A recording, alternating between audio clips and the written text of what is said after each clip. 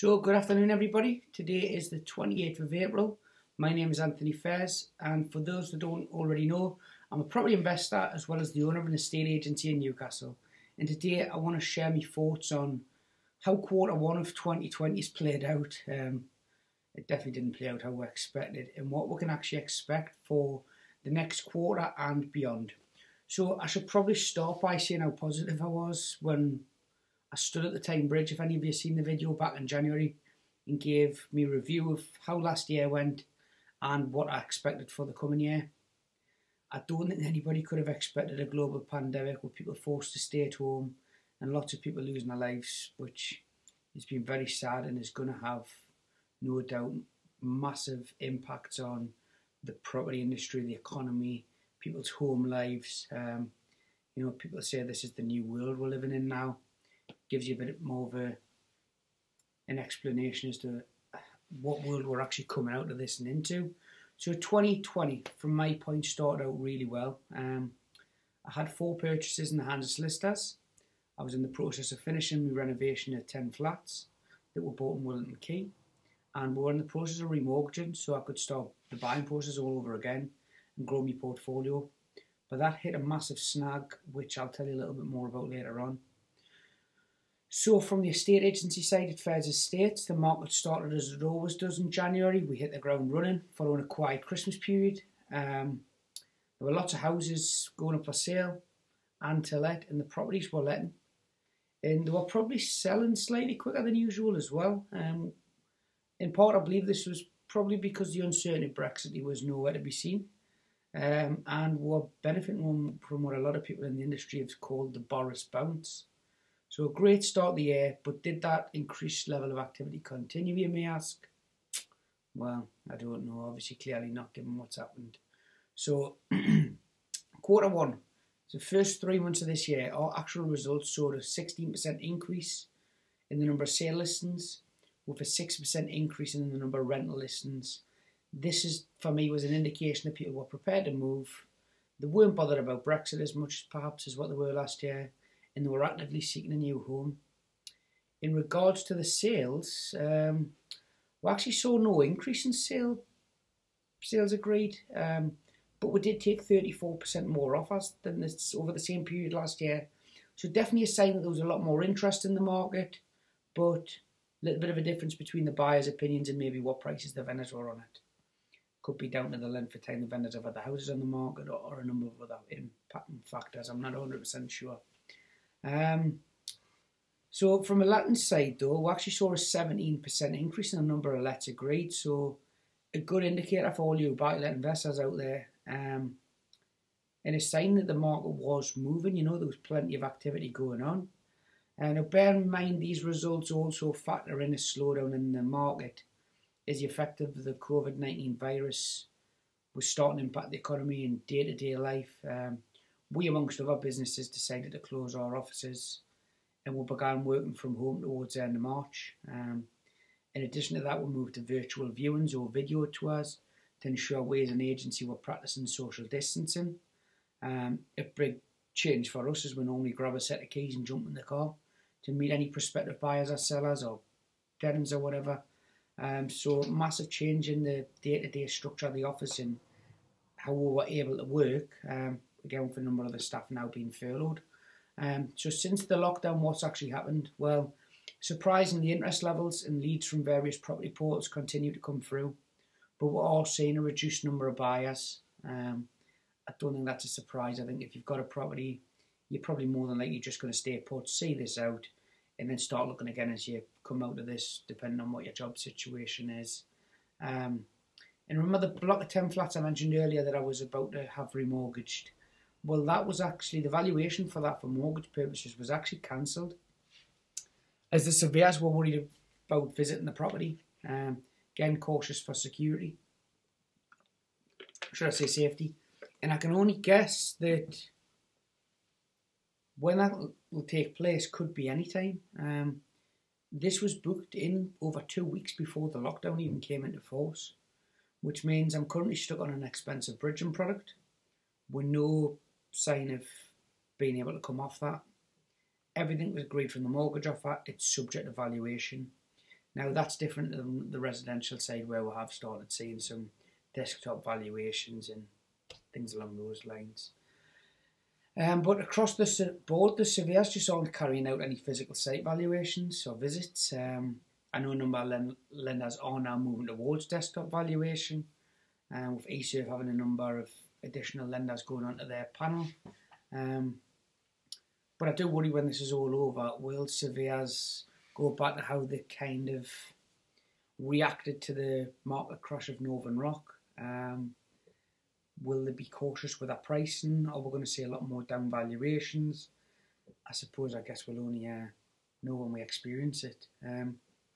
So that's the surveyor's side, once people have agreed a price. Now, from the conveyancers or the solicitor's side, they're now both forced to work from home, which has actually seen them become tech savvy, with many of them now accepting scanned documents by email, which I think can only help speed the conveyancing process up if that option remains when everybody's office doors are open. Although I do get the feeling, as everybody knows with solicitors, they'll probably go back to wanting original paper copies of everything. So taking one step forward to take one back, no doubt. Solicitors for you. So essentially the sales side of the industry, in my eyes, is, I would say the best way to summarise it is, it's somebody's clicked the pause button on it until a level of normality in day-to-day life returns, which one of the reasons we have distributed a video to all our clients who have their properties on for sale. And it's a training video to help them video that property in terms of a virtual tour. So we can actually line buyers up to view when the movement restrictions are loosened. What surprises me and makes my mind blown is how many people think we can actually still do viewings in this pandemic or period of lockdown that we're in. I don't know how they haven't picked a newspaper up or listened to the radio or switched the telly on, but the amount of calls I'm getting still saying, can I view the property tonight? Can I view tomorrow? It's unbelievable. Honestly, I wouldn't believe it. So the rental side of property, that seems to be busier than ever for us. We've got a number of key workers who are unable to go home with their families and they're looking for short-term accommodation. We've seen things like Airbnb more or less take a dagger to the heart of the serviced accommodation business. Is that they actually allowed every booking that they had to be cancelled, despite that not being their owners' policies. So you might wonder why I'm talking about serviced accommodation.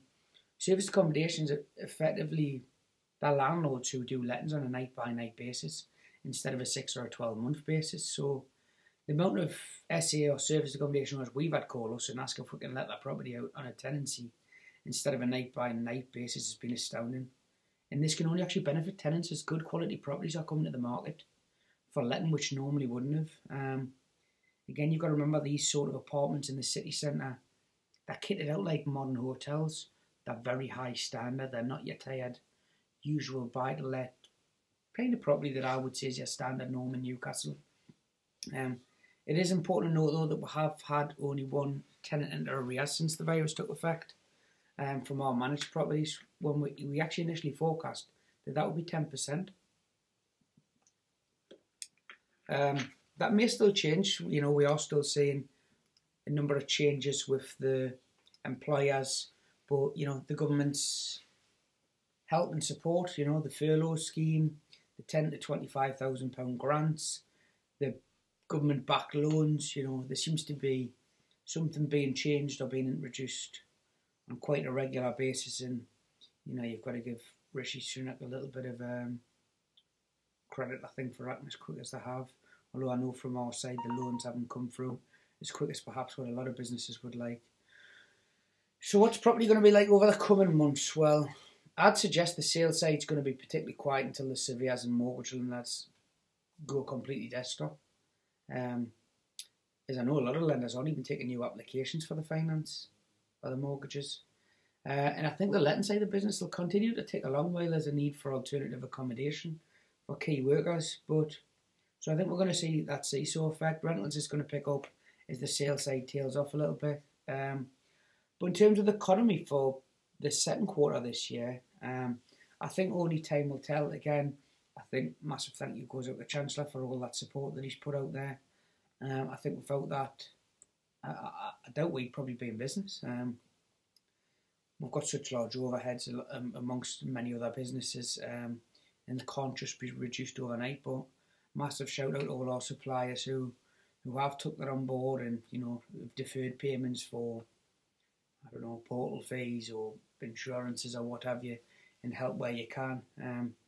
It's nice to see a bit community spirit in the business community, which is, it tends to be dog eat dog, whereas I think there's been a lot of support go between people, so generally nice to see. Again, I think Rishi's quick decisive action has ensured that many businesses will actually reopen their doors, and I am really happy that as a small business is the backbone of our economy and a key driver of keeping employment levels low, that he acted so quickly. I think we're going to see that making a massive difference. Although I know, the likes of your pub businesses and your restaurants, they're going to take a little while longer to actually recover from this, with a lot of them probably not coming back from this, unfortunately. But hopefully we can see some new businesses pop up in their place. So what are we expecting this quarter? Well, firstly, on the 1st of April, 2 million people were expected to be given a pay rise. So thanks to a 6% rise in the minimum wage, that equated to the biggest cash increase in wages since 1997. And this is actually forecast from a wage point to actually grow to £10.50 an hour by 2024 from the £8.72 that it is today. I think this extra cash in people's pockets, I don't think it could have come at a better time. I think it will be welcomed by many. I'm certainly glad that it's came in. It's helping a lot of our tenants out, no doubt, who've been furloughed. They've managed to take a wage increase while losing 20% of their wages. But again, hopefully that's helped soften the blow for them. But I think as the economic effects of the virus are felt, we're expecting unemployment increase. The figures that I read said we're going to go from 3.8% in 2019 to 4.7% in 2020. But hopefully that was going to recover in 2021 back down to 4.1%. So nearer the figures that we had in 2019. Again, probably more reassuring is that that's probably a sign that the economy will bounce back and the number of unemployment hopefully is just going to be a temporary measure. In regards to the gross domestic product, though, the forecast for is actually for the next 4 consecutive quarters is to have contraction and not actually see any period of growth until Q2 2021, so a full 12 months time, and that will be followed by a further 2 quarters of growth. So Q2, 3 and 4 next year look like that's when we're going to be hopefully looking a bit better than what we are today. Well, I'm guessing nobody can think that far ahead at the minute. So the Bank of England and the Monetary Policy Committee, those guys who set the interest rates, again, I'd like to give them some credit. They were very quick to respond to the virus, and there was 2 interest rate reductions in quick succession. Hopefully that opened the door to people having more lending availability. I know that never followed through on the mortgage rates, but I know it certainly did on the loan side of things from people who I've spoken to. Again, this means interest rates are now at an all-time low, and they're probably expected to stay around that level to encourage growth in the economy and spending. So when you couple that with wage increases this year, once we come out of the virus and everybody wants to get back to the pub, they want to go shopping to get new outfits, they're back in the beauty parlours, everybody gets a haircut. As you'll see, mine's a mess right now. Hopefully, the economy's going to be a lot stronger for coming out of this, because people who would have retained their money and kept it in their pocket back in the past, I think everybody wants to get out of the house now. Everybody wants to go to their favourite restaurant for a meal, and hopefully we'll see the benefit of that. So what does it mean for property? Well, I firmly believe there's going to be a significant increase in demand following lockdown, as people in general generally haven't been sacked, merely been furloughed, or I am aware a lot of people have been sacked. But don't forget, an estimated 1.2 million people are currently benefiting from a mortgage holiday. With many of them applying for this while they were worried about their job security before employers were actually aware that the furlough scheme was being brought in. So those people now have what I would argue is a secure income because it's government backed. But they now also have no mortgage to pay for a couple of months or 3 months.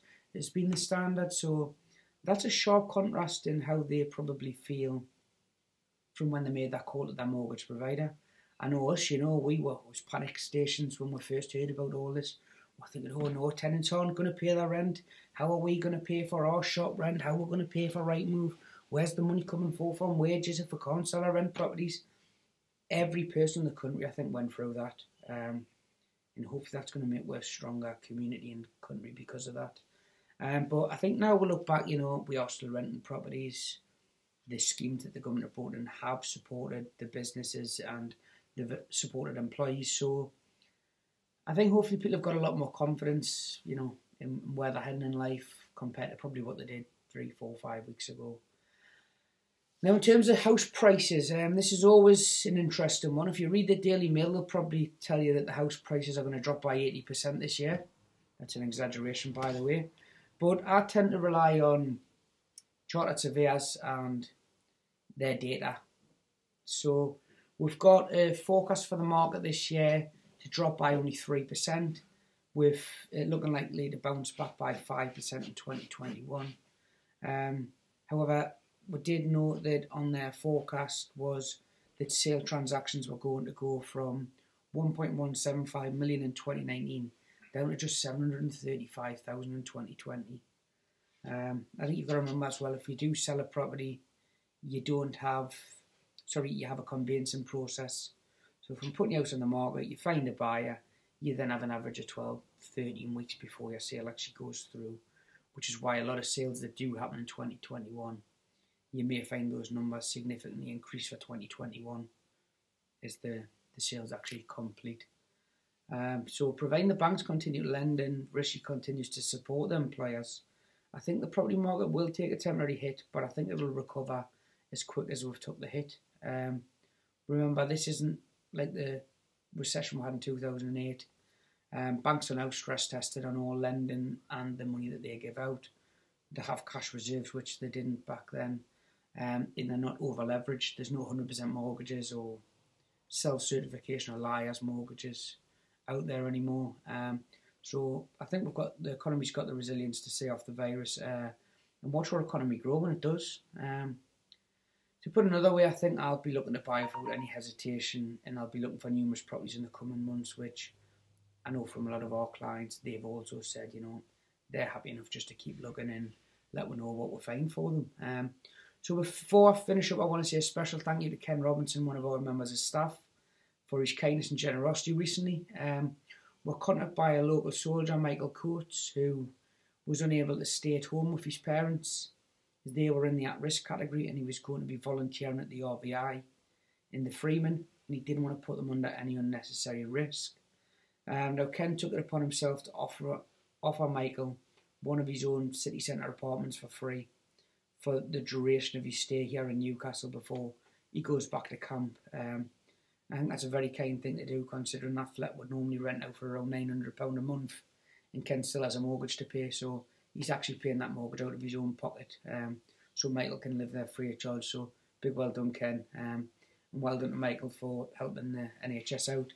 I'd also like to point out that Michael's actually been doing a bit of volunteering while he's been waiting for his shifts to come through at the hospital, and he's set it just give him page up with aim to raise £1,000 by doing 100 miles in 1 week, or a half marathon a day. And he must be absolutely mental, because he went on to run 2 marathons in 2 days at 26 miles each. In the third day he ran 44 miles in 12 hours before doing a final run of 5 miles. Now last time I checked he was just under target at £955. So I'm going to post the link, and if any of you can donate as little as £1, £5 or £10 or whatever it may be, please help him at his target, because I think 2 marathons and a 44 mile in 3 days, I think he probably felt his legs after that. And he's also actually promised to run the 100 miles in one go following this. So let's give him some support and donate what you can afford, please, on the Just Give Him link. So finally, I know we've emailed every landlord and every tenant and seller that we have offering our help. If anybody needs any shopping dropped off, prescriptions picked up, or even help walking the dog, then just feel free to get in touch. But we'd like to extend that to anybody else on Facebook. We're here to help. We're staff off furloughed, so if we can help out in the community, we're more than willing to. But final message, just enjoy the time you've got with your families, stay home, stay safe, and hopefully I'll see some of you in the coming months, as I'm missing people, which is mad because I prefer my own company. But all the best everyone, and see you on the other side.